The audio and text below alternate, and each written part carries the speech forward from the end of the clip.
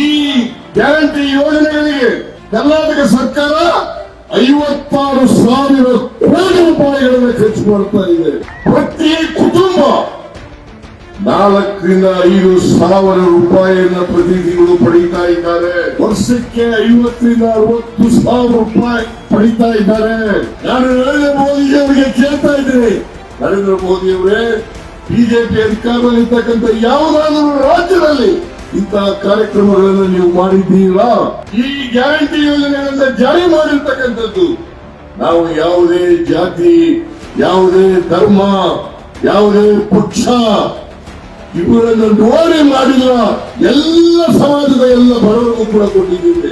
ಭಾರತೀಯ ಜನತಾ ಪಕ್ಷದ ಬಡವರು ಕೂಡ ಈ ಗ್ಯಾರಂಟಿ ಯೋಜನೆಗಳ ಫಲವನ್ನು ಪಡೆಯುತ್ತಿದ್ದಾರೆ.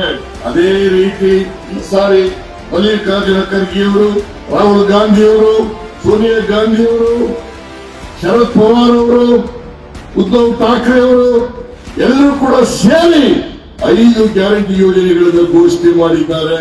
5 ಗ್ಯಾರಂಟಿ ಯೋಜನೆಗಳನ್ನು ಕೂಡ ಮಹಾ ವಿಕಾಸ್ ಅಘಾಡಿ ಅಧಿಕಾರಕ್ಕೆ ಬಂದರೆ 100% ಜಾರಿ ಕೊಡ್ತಾರೆ ಅಂತಕ್ಕಂಥ ವಿಶ್ವಾಸ ನನಗಿದೆ.